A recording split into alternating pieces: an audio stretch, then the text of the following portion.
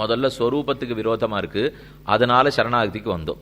அதே சமயத்துல சக்தியும் இல்லை, அதனாலேயும் சரணாகதிக்கு வந்தோம். பக்தியில் அசக்தனுக்கு பிரபத்தி. ஒருத்தனுக்கு பக்தியில அசக்தி ஏற்பட்டு போச்சா அப்ப பிரபத்திக்கு வருகிறான். இன்னும் மூணாவது காரணம் சொல்றேன். பக்தி எப்ப மோட்சம் கொடுக்கும், சரணாகதி எப்ப மோட்சம் கொடுக்கும்? நம்ம எப்பவுமே ரெண்டு வழி சொன்ன உடனே இதுல எத்தனை நாளைக்கு அந்த ஊருக்கு போகலாம், இதுல எத்தனை நாள் அந்த ஊர்ல போகலாம், அடுத்த கல்லே தானே கேட்போம். இப்ப இங்கேருந்து கிளம்பி ஆழ்வார் திருநகருக்கு போய் நம்ம ஆழ்வார் சேவிக்கணும்னு சொன்னேன். வேண்டாம், பக்கத்துல ஆடி மாசம் ஆடி போற உற்சவம் வந்துருத்து. இப்பவே ஆனி சுவாதி பெரியாழ்வார் திருநக்ஷத்திரம், ஏன் நாதமுனிகள் திருநக்ஷத்திரம், காட்டு மன்னார் கோயிலுக்கு போய் நாதமுனிகளை சேவிக்கணும்னு எந்த வழியில போகலாம்? அது இந்த மாதிரி சித்தூர் வழியா ஒரு வழி இருக்கு, அப்படி வேணா நீங்க போகலாம். இல்லை இந்த பக்கம் போய் கரூர் அந்த பக்கம் போய் கூட நீங்கள் போகலாம். சொன்ன உடனே ஒருத்தர் கேட்பார், சாமி எது பாதை நன்னா இருக்கு, எது சீக்கிரம் கொண்டு போய் விடும், அடுத்த கேள்வி கேட்போம் இல்லையோ. அதே போல இப்போ பக்தி எப்போ மோட்சம் கொடுக்கும், பிரபத்தி எப்போ மோட்சம் கொடுக்கும்?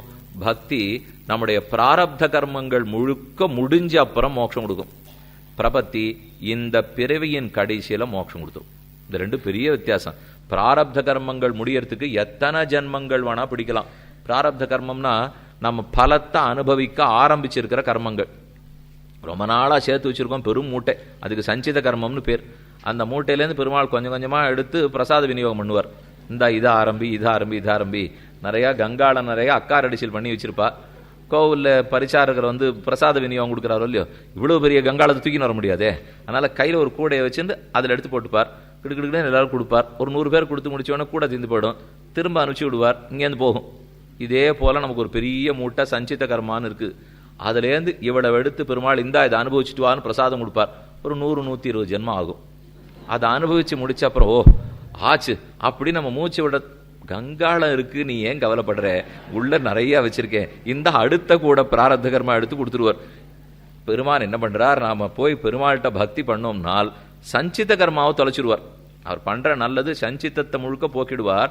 ஆனா ஆரம்பிச்ச பிராரப்த கர்மா இருக்க அது தன்னடையே தொலைஞ்சாதான் நம்ம மோட்சம் முடியும். பக்தி மார்க்கத்தின்படி பிராரப்த கர்மங்கள் எந்த பிறவியில் தொலையுமோ அந்த பிறவியில் தான் மோட்சம். ஆனா சரணாகதிக்கு ஒரு பெருமை என்ன தெரியுமோ, பிராரப்த கர்மத்தையும் தொலைச்சுடுறார், சஞ்சித கர்மத்தையும் தொலைச்சுடுறார். சர்வ பாபேபியோ மோக்ஷயிஷ்யாமி, உன்னை அனைத்து பாபங்களில் நின்னும் விடுவிக்கிறேன்னு சொன்னபடியால் இப்ப நமக்கு தெம்பு வந்துடுத்து. சுவாமி சந்தேகம் வேண்டாம், இதுதான்.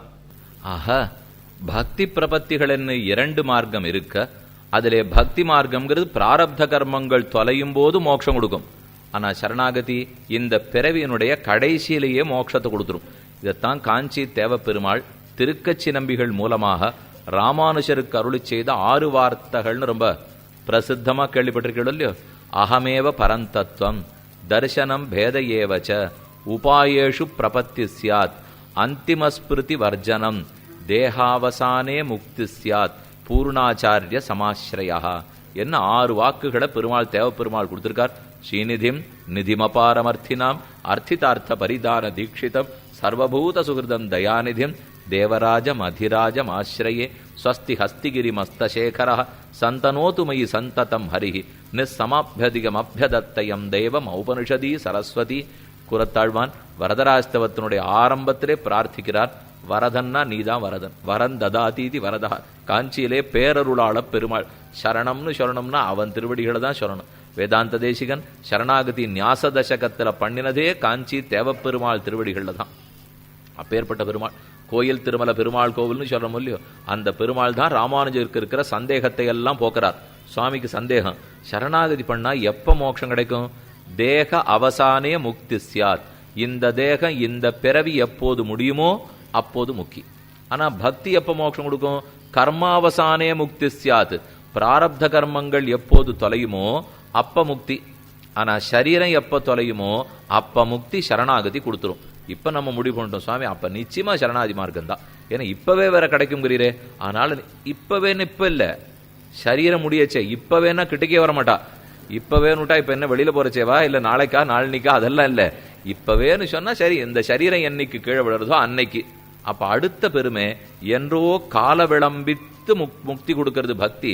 ஆனா கால விளம்பம் இல்லாமல் உடனே முக்தி கொடுக்கிறது அந்த சரீரத்தினுடைய முடிவிலேயே சரணாகதி முக்தி கொடுத்துரும். இன்னொரு பெருமை இருக்கு, பக்தி மார்க்கத்தின் மூலம் மோட்சம் போகணும்னால் மரணப்படுக்கையில் அந்திம ஸ்மிருதி அவசியம் தேவை. கண்ணனே கீதையில சொல்றார், தஸ்மாத் சர்வேஷு காலேஷு மாம் அனுஸ்மர. அதாவது எம் வாபி ஸ்மரன் பாவம் தெஜத்தந்தே கலேபரம் தம் தமேவைதி கௌந்தேய சதா தத் பாவ பாவிதா தஸ்மாத் சர்வேஷு காலேஷு மாம் அனுஸ்மர. பிரம்மசூத்திரத்துல வேதவியாசர் சொல்றார், ஆப்ரயாணாத். ஆப்ரயாணாத்னா ஒருத்தர் பக்தி மார்க்கம் மூலம் மோட்சம் போகிறார், அவருக்கு உயிர் பிரிய போறது. உயிர் பிரியின் தருவாயில் மரணப்படுக்கையில் பகவானை பத்தின நினைவு வரணும்.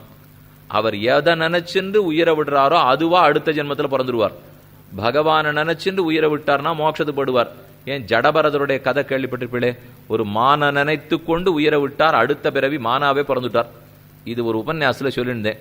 அப்ப பகவான் நினைச்சுன்னு தான் உயிரை விடணும், அப்பதான் மோட்சத்து போலான்னு ஒரு சின்ன பிள்ளை, ஒரு 15 வயசு இருக்கும், கேட்டு முடிச்சுட்டு கிட்டக்க வந்தான். சுவாமி, நீர் சொன்னது எனக்கு ரொம்ப பிடிச்சிருந்தது. மானை நினைச்சுன்னு பிராணனை விட்டா மானா பிறந்துருவோம், யானையை நினைச்சுன்னு பிராணனை விட்டா யானையா பிறந்துருவோம், கண்ணன் நினைச்சுன்னு பிராணனை விடணும்னு சொன்னீர், அப்ப அடுத்த பிறவி நான் கண்ணனா பிறப்பல இருந்தான். தேவலையே நன்னா கேட்டிருக்கான் பிள்ளை. அப்படி பிறக்க முடியாதுப்பா, கண்ணனுடைய திருவடிகளைத்தான் அடையலாமே தவிர அதுக்கு நானே கடவுளாகவோ கண்ணனாகவோ பிறந்துட முடியாது. கிருஷ்ண சாயுஜ்யம் கிட்டும், கிருஷ்ண சாமியாபத்தி கிட்டும், அவ்வளவுதான் நடக்குமே தவிர கண்ணனையே தியானிச்சென்று உயிரை விட்டதுக்காக கண்ணனாக வாழ முடியுமா? அலாம் தத்பாவ பாவம் ஆபன்னஹா ததாசௌ பரமாத்மனா பவதி அபேதி. பிரஹ்லாதன் தன்னையே பகவானா நினைச்சுட்டான், வாமதேவர் தன்னையே ஏற்றுக்கொண்டார். ஏன் நம்மாழ்வார் அனுகரித்து தன்னையே பகவான் நினைச்சிருந்து கடல் ஞாலம் செய்தேனும் யானே என்னும், கடல் ஞாலம் ஆவேனும் யானே என்னும், கடல் ஞாலம் உண்டேனும் யானே என்னும் தன்னையே நினைச்சுக்கிறார். அந்த அளவுக்கு தன்மை பாவம், தனக்குள்ள இருக்கிற பிரம்மத்தை சர்வ வியாபகன தன்னோட ஒத்து தெரிஞ்சுட்டாலும் இல்லையோ, அந்த அளவுக்கெல்லாம் நமக்கு வரப்போறதா? அப்ப பக்தி மார்க்கத்தில் கடைசி நிமிஷம் வரைக்கும் பகவத் ஸ்மரணம் வேணும். ஆனா பிரபத்தி வந்ததுன்னு வச்சுங்கோ, அந்த மரணப்படுக்கையில நினைவு வராட்டா கூட பரவாயில்ல, நினைவே வேண்டாமான்னுட்டா. நினைவு வேணும், நமக்கு நினைவு வராட்டா கூட நமக்கு பதில் பகவான் நினைவில் வைத்துக் கொள்ளுகிறார். இதைத்தான் வராக பெருமானுடைய அழகான சரம ஸ்லோகம். ஸ்திதே மனசு சுஸ்வஸ்தே ஷரீரே சதியோ நரஹா தாது சாம்யே ஸ்திதே ஸ்மர்த்தா விஸ்வரூபஞ்ச மாமஜன் ததஸ்தம் ரியமானந்து காஷ்டபாஷாண சந்நிபம் அகம் ஸ்மராமி மத்பக்தன் நயாமி பரமாங்கதிம்.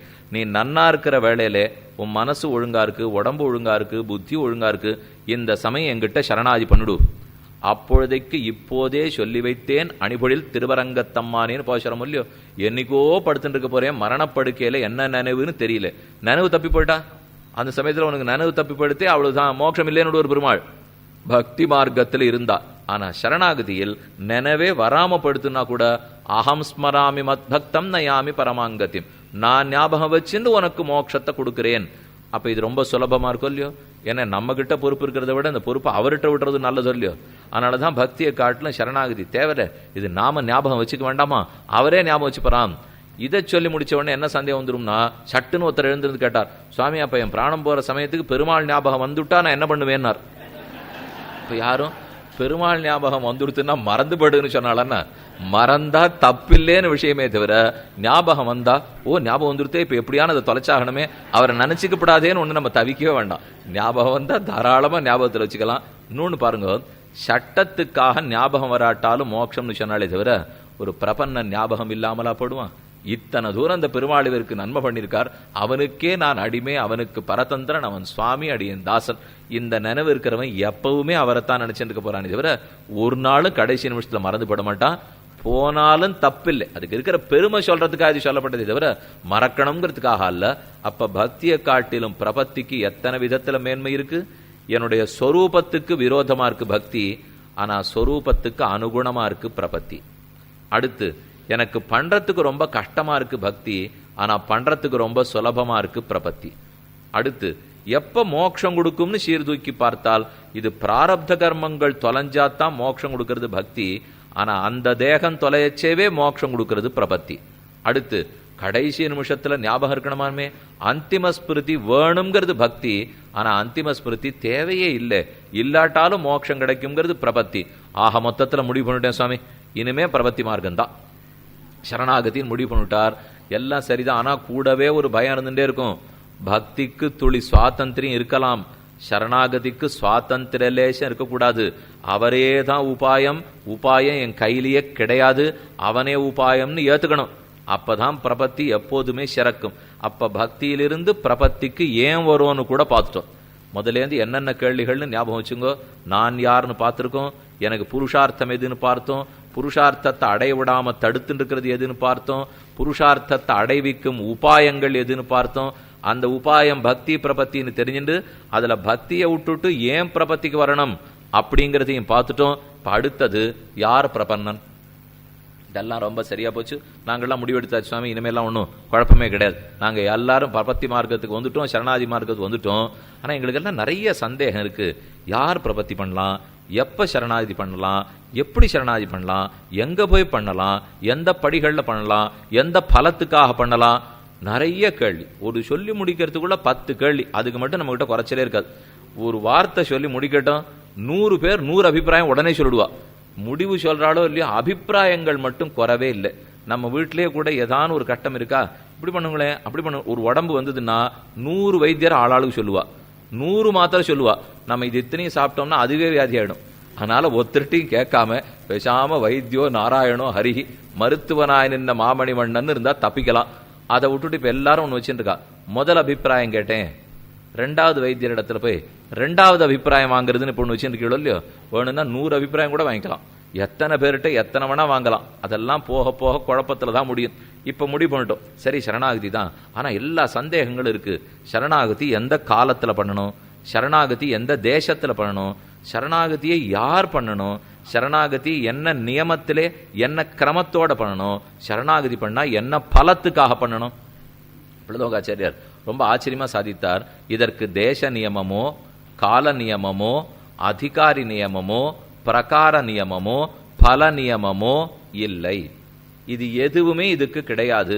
கேவலம் விஷய நியமம் மட்டுமே உள்ளது. ஒன்னே ஒன்று நியமம், ஒரே ஒரு விதி மட்டும்தான் உண்டு. மற்றபடிக்கு யாரும் சரணாகதி பண்ணலாம். அந்த மாதிரி பண்ணி பார்த்துருக்கோமான்னா அதிகாரிகள் இன்னார் இணையாருங்கிற வாசி கிடையாது. ஆனா பக்திக்கு அதிகாரிகள் உண்டு. ஒரு விஷயம் சொல்றேன், என் விஷயத்துல கோவிச்சுக்க கூடாது நீங்க யாரும். ஆனா கீதையிலையும் உபனிஷத்துக்களையும் சொல்லப்பட்டிருக்கிறத சொல்றேன். பக்திக்கு அதிகாரம்னு சொன்னால் திரைவர்ணிக அதிகாரம், புருஷ அதிகாரம். பக்தி மூலமா மோட்சத்துக்கு போனோம்னா இவர்களுக்கு தான் அதிகாரம் சொல்லப்பட்டிருக்கு. அப்போ மோட்சம் மற்ற பின்ன ஸ்திரீகளுக்கு மோட்சமே கிடையாதா? மற்ற பேர் மோட்சம் போகக்கூடாதுன்னா தாராளமா போகலாம். அதை கண்ணன் தடுக்கலே. பக்தி மார்க்கத்தின் மூலம் போக முடியாதுங்கிறார். அதைத்தான் அவர் சொல்லியிருக்காரே தவிர அதுக்கு தான் பிரபத்தியை கொடுத்துட்டார்.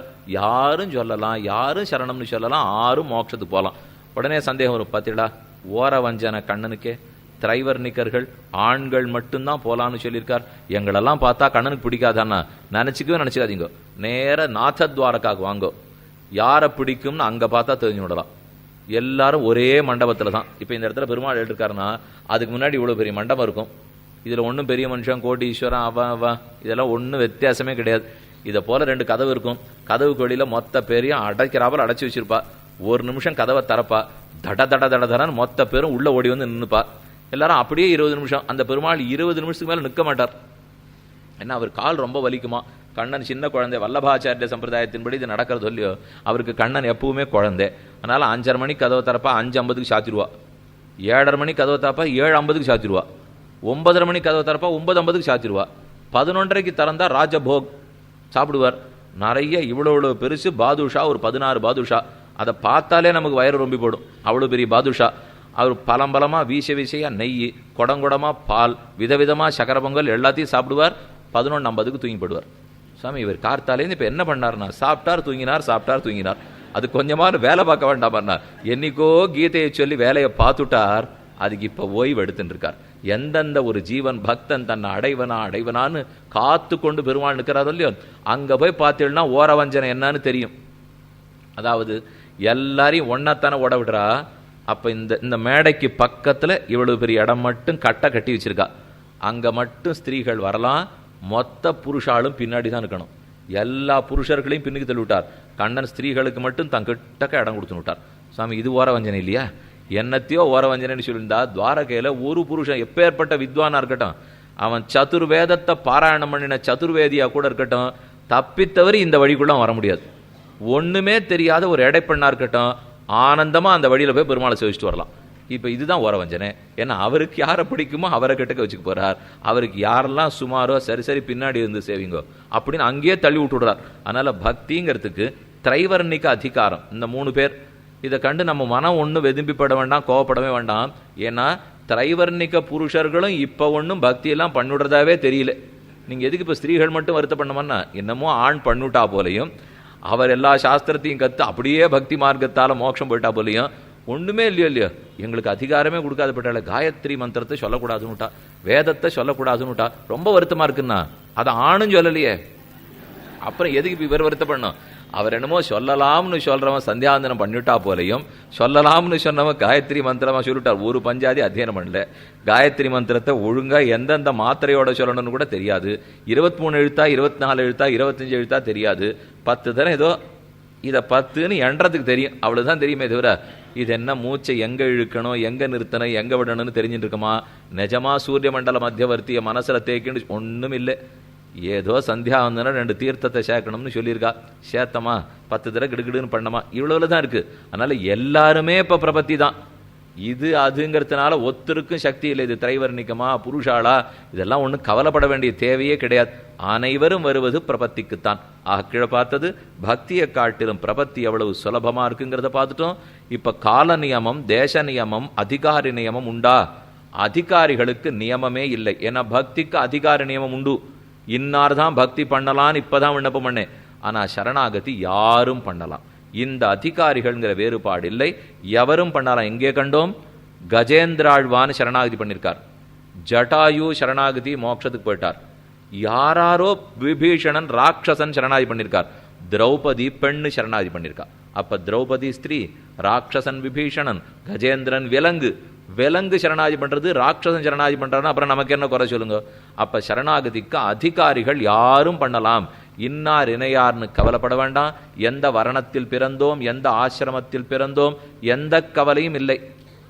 ஆண் பெண் வேறுபாடு இல்லை, மனிதன் விலங்கு வேறுபாடு இல்லை, பிராமண கத்திரிய வைசியன் வேறுபாடு இல்லை, மொத்த பேரும் சரணாகதி பண்ணலாம். அப்ப அதிகாரி நியமம் கிடையாது. அதிகாரி இன்னா நினையான்கிறது இல்லை, எல்லாரும் பண்ணலாம். அடுத்த சந்தேகம் வரும், எப்ப பண்ணணும் எங்க பண்ணணும்னு சொல்லிட்டீர்னா தேவையில்லை. ஏன்னா நீங்க எதானும்னாலே வசந்த காலத்துல போய் இந்த தானம் பண்ணு யஜ்ஞம் பண்ணு, இந்த ருத்து இந்தந்த ருத்து வருதோ இல்லையோ, கிரீஷ்ம ருத்து சரத் ருத்து அது வந்தா அந்தந்த தானம் பண்ணுனதே. அதை போல இதுக்கு ஏதாவது கால நியமம் உண்டோ? எப்ப பண்ணணும்னு உண்டோன்னா ஒன்றும் கிடையாது, எப்ப வேணும்னாலும் பண்ணலாம். நமக்கு ஒரு வழக்கம் வச்சுருக்கோம், நம்ம வீட்டில் ஒரு கல்யாணம் பத்திரிகை கொடுத்து கூப்பிடணும்னு வச்சுங்க, யாரான ஒருத்தர பார்த்த இடத்துல கொடுத்தாவா கோச்சுன்னு விடுவா. இப்போ இங்கே வந்திருக்கு உங்கள் வீட்டில் ஒரு பொண்ணு கல்யாணம், பக்கத்தில் தெரிஞ்சவாளை பார்த்து மேலே உங்கள் தெரிஞ்சவா எல்லாரும் இங்கே இருக்க போகிறான்னு வச்சுங்க, கிடுகிடுன்னு ஒரு 100 பத்திரிக்கை எடுத்துன்னு வந்தால் வேலை மிச்சம். இதே இடத்துல இப்போ எல்லாரும் இருக்கா, பார்த்து அவாவா முகத்தை பார்த்துட்டே இருக்கலாம். கொஞ்சம் உபன்யாசம் கேட்கறது நிறுத்தினுட்டு அவாவா முகத்தை பார்த்துட்டு கிடுகிடுகிடுன்னு முகவரி எழுதிட்டு வெளியில் போகிறச்ச கதவுல நின்றுங்கோ, சாமி இந்தார் என் பொண்ணு கல்யாணம்னா மொத்த பேரும் கோவிச்சுன்னு விடுவா. இவருக்கு என்ன மரியாதையே தெரியல. நான் வந்த இடத்துல பார்த்தா பத்திரிக்கை கொடுக்கறது, என் வீட்டுக்கு வந்து வெத்தலைபா கொடுத்து பத்திரிக்கை கொடுக்க வேண்டாமா? இது ஒரு வழக்கம் இல்லையோ. வீட்டுக்கு போய் கூட்டாதான் மரியாதை, வந்த இடத்துல கூட்டா மரியாதை இல்லை. நமக்கு சந்தேகம் வந்துடும், இதை போல ஒருவேளை திருவேங்கடத்துக்கு போய் தான் சரணாதி பண்ணணுமோ? இந்த நம்மாழ்வார் எப்ப அடிக்கீழ் அமர்ந்து புகுந்தேனேன்னாரோ அப்ப எல்லாரும் திருவேங்கட யாத்திரை போய் அங்கதான் பண்ணணும் போல் இருக்கு, ஸ்ரீரங்கத்துல போய் அங்கதான் பண்ணணும் போல் இருக்கு, நைமிஷாரண்யத்துக்கு போய் அங்கதான் பண்ணணும் போல் இருக்கு. தேச நியமம் உண்டான்னு கேள்வி இல்லையே.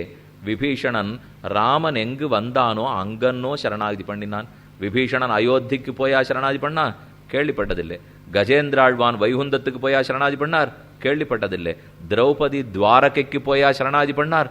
கேள்விப்பட்டதில்லை. இருந்த இடத்துல கூக்குரல் இட்டார்களே தவிர யாரும் பகவான் இருந்த இடத்துக்கு போலையே, தாங்கள் இருந்த இடத்திலேருந்து தான் சரணாகதி பண்ணிருக்கா.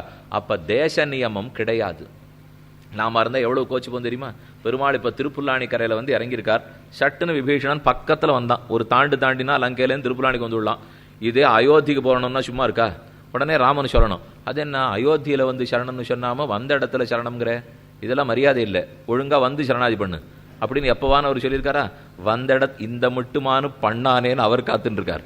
அதை விட்டுட்டு நீ அயோத்திக்கு வந்தியா துவாரகைக்கு வந்தியான்னா ஆளே கிடைக்காமல் போகும். ஆக கால நியமம் கிடையாது, எப்போதும் சரணாதி பண்ணலாம். தேச நியமம் இல்லை, எங்கும் சரணாகதி பண்ணலாம். அதிகாரி நியமம் இல்லை, யாரும் சரணாகதி பண்ணலாம். இல்லை ஒருவேளை பிரகார நியமம் இருக்குமோ? பிரகார நியமம்னா இப்போ நாம் ஆவணி ஆவட்டம் ஒரு மூல்யம் வந்தால் எஜுர் உபாகர்மா, ரிக் உபாகர்மா, சாமோபாகர்மா. அப்போ சங்கல்பம் பண்ணிப்போம், நான் இந்த மாதிரி உபாகர்மம் பண்ணுறதா இருக்கேன். ததங்கம் அதுக்காக காண்டரிஷி தர்ப்பணம் கரிஷ்யே, ததங்கம் யஜ்ஞோபவீத தாரணம் கரிஷ்யே, ததங்கம் ஸ்நானமகம் கரிஷ்யே. இதெல்லாம் பிரகாரம். இதை பண்ணித்தான் அதை பண்ண முடியும். முதல்ல தீர்த்தமாடணும், யஜ்ஞோபவிதாரணம் பண்ணிக்கணும், அப்புறம் கேசவாதி துவாசோமம் பண்ணணும், காண்டரிஷி ஒன்றுத்துக்கு ஒன்று வச்சுருக்கோமோ இல்லையோ, இந்த முறைப்படி பண்ணுறதுங்கிறது தான் பிரகாரம். ஒருவேளை இதை போல சரணாகதிக்கு முறையெல்லாம் நிறையா இருக்குமோ, நிறையா நிர்பந்தம் இருக்கணுமா, தீர்த்தமாடணுமா, எத்தனை காயத்ரி ஜபம் பண்ணிட்டு வரணும், எத்தனை ஜபம் பண்ணணும்னா, ஆகாசத்தில் பறந்து வந்துட்டு இருக்கான் விபீஷணன், ஆஜகாம முகூர்த்தேன எத்தர ராம சலக்ஷ்மணான்னுட்டு வர்றவர் கீழே இவ்வளவு பெரிய சமுத்திரம் இருக்கே, இறங்கி தீர்த்தமாடிட்டு வந்து சரணம்னு சொல்லியிருக்கலாமோ இல்லையோ, அது கூட பண்ணலை. தீர்த்தமாட கூட இல்லை, நேர பறந்து வந்தார் சரணம்னு விட்டார். நமக்கு உடனே தோணித்து, அப்போ தீர்த்தமாட கூட வேண்டாமா சுவாமின்னா, தேவையில்லை. எப்படி இருக்கிறோமோ அப்படியே அமையும். நாம் யாரா இருக்கமோ எப்படி இருக்கமோ, புதுசாக ஒன்று நமக்கு அதுக்கு யோக்கியத்தை சம்பாதிச்சுக்கவே வேண்டாம். என்ன சரணாகதியே சகல பாபங்களையும் போக்க போகிறது, நம்ம குளிக்காத பாபத்தையும் சேர்த்து போக்கிட்டு போகிறது. இப்போ என்ன எல்லா பாவத்தையும் போக்குற சரணாகதி, குளிக்காத பண்ணால் அந்த பாவத்தை மட்டும் போக்காதா? மனு பகவான் ஒரு இடத்துல உட்கார்ந்தார், கங்கை கரையில் உட்கார்ந்தார். யாரா 4 பேர் தீர்த்தமாடுறதுக்காக வந்தவன் என்ன பண்ணா, பக்கத்தில் ஏதான ஒரு குளம் இருக்கான்னு தேடினான். மனு கேட்டார், இப்போ எங்கேயோ போயிட்டு வரியே, எங்கே போய்ட்டுறே, என்ன தேடுறேன்னா, இல்லை கங்கையில் தீர்த்தமாட போகணும், அது ரொம்ப புனிதமான தீர்த்தம், அதனால் அதில் குளிக்கிறதுக்கு முன்னாடி நான் கொஞ்சம் சுத்தமாக குளிக்கலாங்கிறதுக்காக குளத்தை தேடிட்டு இருக்கேன்னா. அந்த சுவாமி சொன்னார், கங்கையில் எதுக்கு குளிக்க போறேன்னார், பாவங்களை குறைச்சிக்கிறதுக்கு தொலைச்சிக்கிறதுக்கு குளிக்க போறேன், கவலைப்படாதே, இந்த குளத்தில் குளிக்காத பாவத்தையும் சேர்த்து கங்கையே தொலைக்கும் போயிடுவான்னு விட்டார். அப்போ கங்கை இத்தனை பாவத்தை தொலைக்க போறதுன்னா தனியாக வேற ஒரு குளத்தை தேடணுமா? சரணாகதி சகலாபராதங்களையும் போக்க போறதுன்னா அதுக்கு தனியா யோக்கியத்தை சம்பாதிக்கவே வேண்டாம், அதுவே யோக்கியத்தையை கொடுக்கும். ஆக பிரகார நியமும் இல்லை. தீர்த்தமாடிட்டு போகணும், சந்தியாந்தனம் பண்ணிட்டு போகணும், மந்திர ஜபம் பண்ணிட்டு போகணும், ஆச்சமனம், ஒரு நியமமும் இல்லை. இருந்தபடிக்கே ஆம். இப்போ ஏன் சுவாமி ஒரு நியமம் வைக்கலையன்னா, கையாலாகத்தனத்தாலே வேறு விதியற்று போய்த்தானே சரணம்னு வரான். அப்போ போய் இதை பண்ணு அதை பண்ணுன்னா அவன் எங்கே போவான்? வேதாந்த தேசிகம் ரொம்ப ஆச்சரியமாக சாதிக்கிறார். சரணாகத்தின்னா என்ன தெரியுமா? பெருசாக ஒன்றும் கற்பனை பண்ணிக்காதீங்க. ஒரு வழி இல்லைன்னு ஒருத்தன் தெரிஞ்சுட்டான். அவன் பெரிய முதலாளிக்கு முன்னாடி போய் நின்னான், இப்படி தலையை சொறிவாடும் இல்லையோ, இப்படின்னு என்ன அர்த்தம்? அடியனுக்கு ஒன்றும் வழியே இல்லை, விதியே இல்லை, தேவரீர் பார்த்து என்ன பண்ணுறதோ அதுதான். அப்படி இந்த கெஞ்சர துவனியிலே கண்ணு கெஞ்சராப்புல தலையை இப்படி சொரிஞ்சுன்னு கேட்குறானோ இல்லையோ, தேசியம் சொல்கிறார், அவ்வளவுதான் நீ பண்ணுற சரணாகதி, இதுக்கு மேலே உன்னிடத்தில் ஏதும் இல்லைன்னு தெரிந்து கொள். பகவான் முன்னாடி போய் நிற்கிறே, உனக்கு கையால் ஆகாதுன்னு தெரிஞ்சு போச்சு, அவர் தான் கையால் ஆறவர்னு தெரிஞ்சு போச்சு. வேற விதியற்று போய் தலையை சொரிஞ்சு நிற்கிறே, இதுக்கு என்ன குளிச்சுட்டு வந்தியா ஜபம் பண்ணிட்டு வந்தியா? நமக்கு ஒன்றும் முடியாதுன்னு தெரிஞ்சு போச்சு. நீயே சரணன்னு போய் பற்றுக்கிறோம். ஆக இதற்கு பிரகார நியமமும் இல்லை. இது ஒன்றும் பண்ண வேண்டாம்னு சொல்றது அதனுடைய பெருமையை சொல்றதுக்காக. தப்பித்தவரி இதுலேருந்து குளிக்க வேண்டான்னு அந்த சுவாமி சொல்லிட்டு போனாருன்னு யாரும் நினச்சிக்காதீங்க. குளிக்காட்டாலும் சரணாகதி பலிக்குங்கிறதுக்காக அப்படின்னா எந்த துர்தசையில சரணாகதி பண்ணுறோங்கிறத தெரிஞ்சுக்கணும்.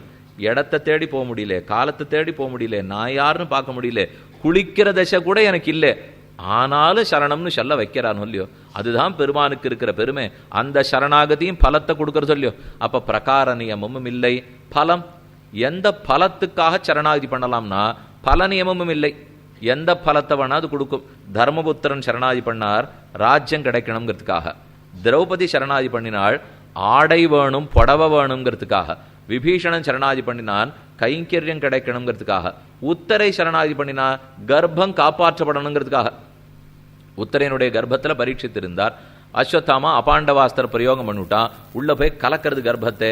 கண்ணா நீதான் ரட்சிக்கணும்னு உடனே சரணாகதி பண்ணான். அப்ப அந்த சரணாகதிக்கு மோட்சம் பலம் இல்லை, அந்த சரணாகதிக்கு கர்ப்பம் காப்பாற்றப்படுதல் பலம். திரௌபதி துவாரகா நிலையாச்சுத கோவிந்த புண்டரீகாட்ச ரக்ஷமாம் சரணாகதாம் பிரார்த்திக்கிறா. புடவ வேணுங்கிறது பலம்.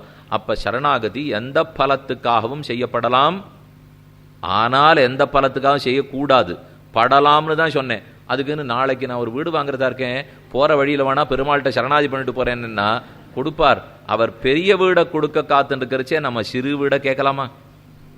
பெரிய வீடுங்கிறது பரமதம். அந்த எம்மா வீட்டு திறமும் செப்பம் நின் செம்மா பாதவர்ப்பு தலைசேர் தொல்லை கைமா துன்பம் கடிந்த பிரானே அம்மா அடியேன் வேண்டுவதீதே. 2 திருவாய்மொழி நம்மாழ்வார் சாதிக்கிறார். மற்ற வீடுகள்லாம் நான் கேட்க மாட்டேன், பெருவீடு தா, உயர்ந்த வீட்டை நீ வச்சுட்டு இருக்கிறச்சு, அது எனக்கு ஆசை இருக்கு, கொடுக்க உனக்கு ஆசையா இருக்கு, அப்ப அதைத்தானே கொடுக்க வேண்டும். அதனால எந்த பலத்துக்கும் சரணாகதி பண்ணலாம், ஆனா நாம அதை ஆசைப்பட்டு பண்ணக்கூடாது. மோட்சமாகிற பலத்தையே விருப்பப்படணும். அப்ப தேச நியமம் இல்லை, கால நியமம் இல்லை, அதிகாரி நியமம் இல்லை, பிரகார நியமம் இல்லை, பல நியமமும் இல்லை. இத்தனையும் பார்த்துட்டோம். சாமி அப்போ மூச்சை நாங்கள் விட்டுடலாமா, எந்த நியமும் இல்லைன்னு தானே முடிக்க போறீர், சொல்லியோன்னா அப்பதான் பிடிச்சுன்னு விட்டார். இல்லை ஒரே ஒரு நியமம் இருக்கு, மற்ற எந்த நியமமும் கிடையாது. அந்த ஓர் நியமம் என்ன, விஷய நியமம் மாத்திரமே உள்ளது. யாரும் சரணாதி பண்ணலாம், எங்கேயும் சரணாதி பண்ணலாம், எப்பவும் சரணாதி பண்ணலாம், எந்த பலத்துக்காகவும் பண்ணலாம், எந்த வரமுறையும் இல்லாத பண்ணலாம். இதே மாதிரி யார்கிட்ட வேணா பண்ணலாம், சொல்லலாமா? இத்தனை நாள் எதையும் எதையும் எதையும்னு சொல்ல வந்துட்டு ஒருவேளை எதிர்த்த வீட்டுக்காரட்டையும் சரணாதி பண்ணலாமோ, பக்கத்து வீட்டுக்காரட்டையும் பண்ணிக்கலாமா, இல்லை இந்த தேசத்தினுடைய பிரதான மந்திரி ரொம்ப வசத்தவர் அவர்கிட்ட வேணா சரணாதி பண்ணலாமா என்று கேட்டால் அது முடியாது. உலகமளந்த பொன்னடியே அடைந்து இந்தேன், அரங்கத்தெம்பெருமானிடத்தே சரணாகதி, திருவேங்கடத்தெம்பெருமானிடத்தே சரணாகதி, லக்ஷ்மிநாதனான ஷியப்பதி திருவடிகள்ல தான் சரணாகதி. மற்ற யாருக்கும் காம தலை வணங்கிவிட முடியாது. மற்ற பேர் திருவடிகளை பற்றலாம். பற்றினா கண்ணனே சொன்னார், காங்ஷந்த கர்மணாம் கிருஷ்ண யஜந்தைக தேவதாக க்ஷிப்ரம் ஹி மானுஷே லோகே சித்திர்பவதி கர்மஜா. யாராரோ ஒரு தேவதையை போய் ஆசிரிக்கிற அர்ஜுனா, அததுக்கு முடிஞ்ச பலத்தை கொடுக்கும். என்கிட்ட சுலபமா வரமாட்டான். ஏன் தெரியுமோ, நான் நீடிச்ச பலமான மோட்சத்தை கொடுத்துருவேன். அதுல பல பேருக்கு விருப்பம் இல்லை. அவாவா வீடு வாங்கணும், வாசல் வாங்கணும், கல்யாணம் ஆகணுங்கிறா.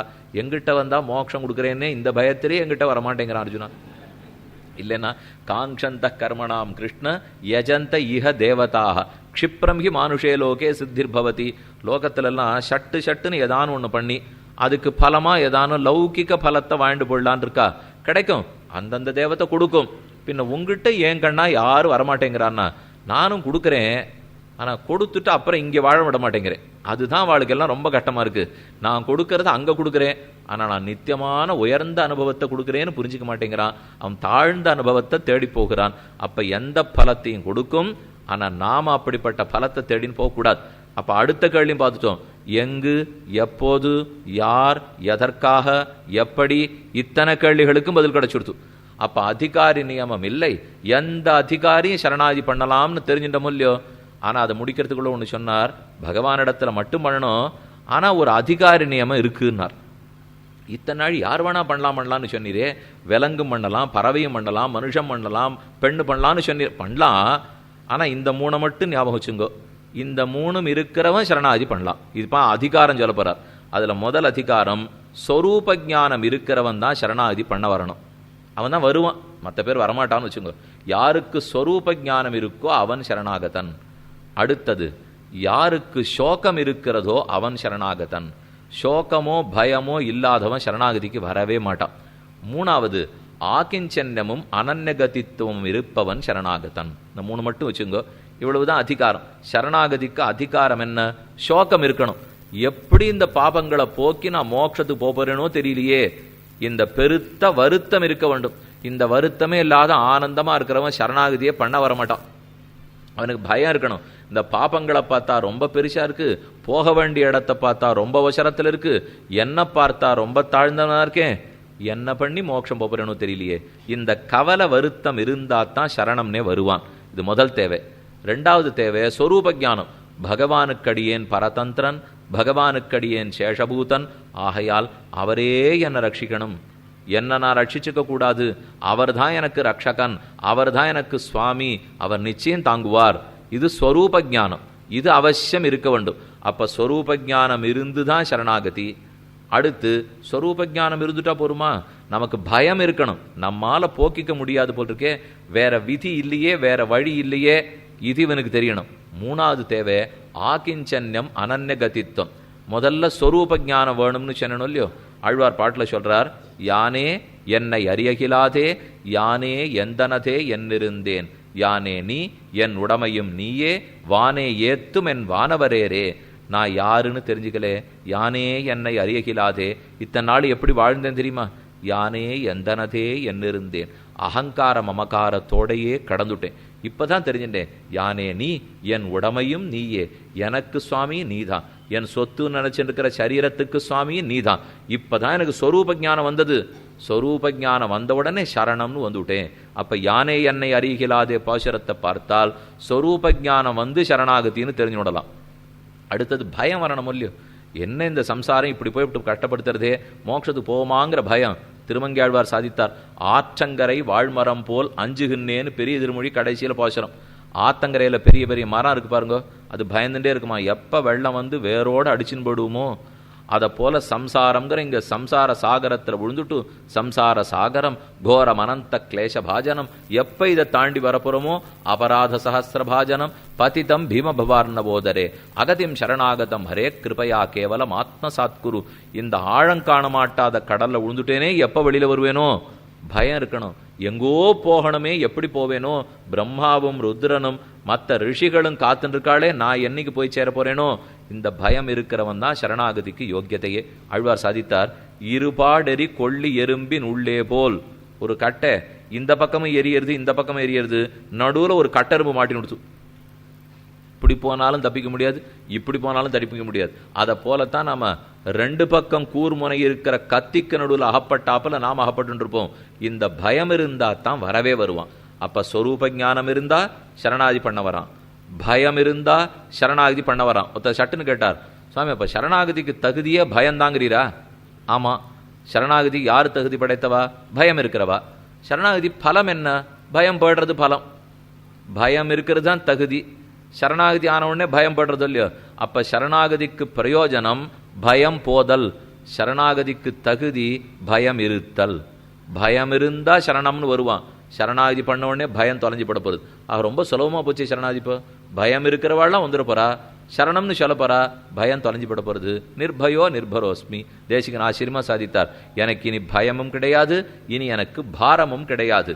இப்ப மூணாவது, ஸ்வரூப ஞானம் இருக்கிறவன் தான் தகுதி படைத்தவன், பயம் இருக்கிறவன் தான் தகுதி படைத்தவன். மூணாவது ஆகிஞ்சன்யம் அனன்ய கதித்வம். அகிஞ்சனால் வேற ஒன்றும் வழியற்று இருக்கணும். எனக்கு கர்மயோகம் இருக்கு, ஞான யோகம் இருக்கு, பக்தி யோகம் இருக்குன்னா சரணாகதிக்கு அவனுக்கு யோகியதை கிடையாது. கிஞ்சித்துன்னா சிறிது, கிஞ்சனன்னா சிறிது உள்ளவன், அகிஞ்சனன்னா ஒரு துளியும் எதுவும் இல்லாதவன். இதை பண்ணி மோட்சத்துக்கு போலான்னு வேற வழி அவனுக்கு இருக்கக்கூடாது. பகவான் ஒத்தனே வழியாக இருக்க வேண்டும். அப்ப ஆகிஞ்சன்னம் என்னால் இதை கொடுத்து மோட்சத்துக்கு போகணும்னு எங்கிட்ட ஒண்ணுமில்லை, சமர்ப்பிப்பதற்கு ஒன்றுமில்லை. அடியேன் அகிஞ்சனன், ஏதும் கையிலே இல்லாதவன்.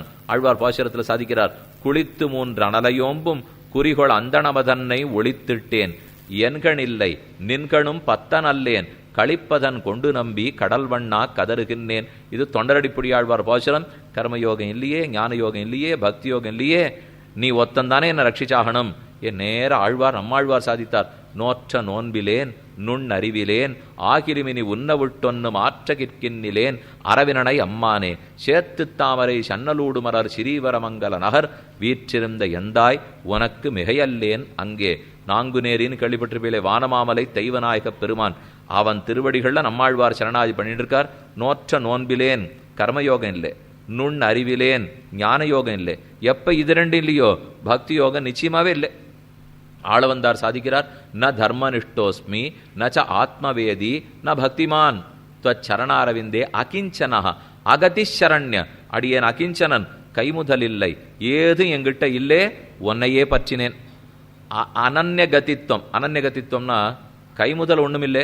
பெருமாள் முன்னாடி போய் நின்னோம், அவர் உடனே நமக்கு ஒரு அபிப்பிராயம் சொன்னார், கொஞ்சம் அந்த தெய்வத்தினிடத்துல வேணா போய் விசாரிச்சுன்னு வரியா, ஒருவேளை அவர் உனக்கு மோட்சம் கொடுக்குறோன்னுட்டு.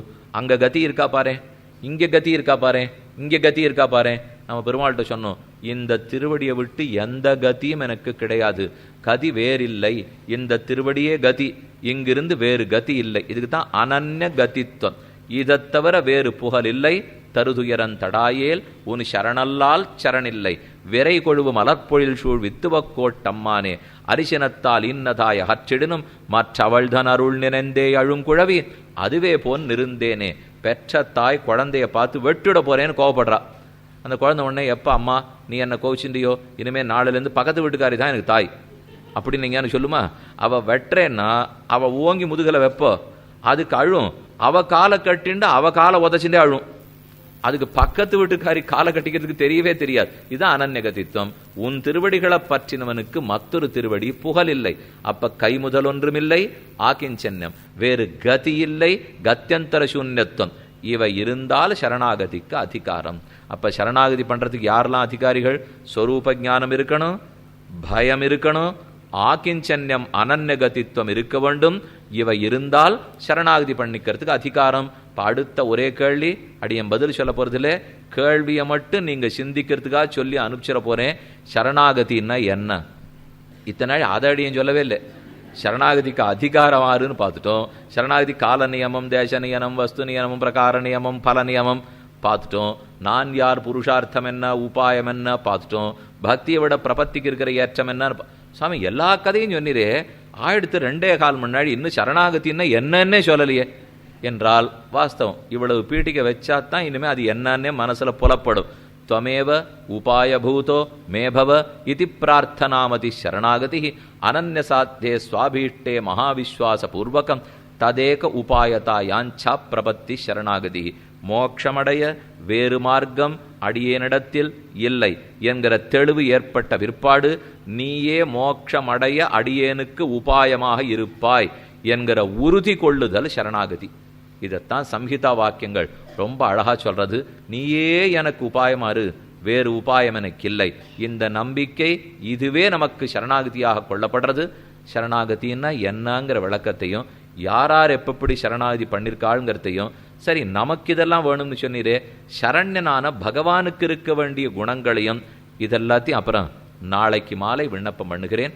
நாளை சாயங்காலம் 6 மணிக்கு அவசியம் எல்லாரும் இங்கே வந்துட்டீங்கன்னா 8-8:15 மழையை பற்றி கவலைப்படாதீங்க. அந்தந்த காலத்தில் அது இருந்துன்னு தான் இருக்கும். எதுக்குமே சரணாகதி கவலைப்படாதுன்னு சொல்லச்சே இந்த மழை கவலைப்படலாமா? எதுவுமே இல்லாதுன்னு சொல்லிட்டா. அதனால் அவசியம் நாளைக்கு வரச்சே இன்னும் ஒத்தொத்தரை நீங்கள் வரச்சே கூட்டின்னு வாங்க. ரொம்ப இன்னைக்கு சொன்னது எல்லாத்தையும் நீங்களே வாழ்கிட்ட சொல்லுங்க. சொல்லிட்டு நாளைக்கு சொல்கிறத கேட்கறதுக்கு அழைச்சின்னு வாங்கோ. அதனால் இன்னும் நிறைய இடம்லாம் இருக்குது. தாராளமாக இன்னொரு 100-200 பேர் இங்கே உட்காரலாம். அவசியம் வாங்கோ என்று பிரார்த்தித்து கொண்டு இன்னைக்கு அமைகிறேன். க்ஷமிக்க பிரார்த்திக்கிறேன். ஆழ்வார் எம்பெருமானார் ஜீயர் திருவடிகளே சரணம்.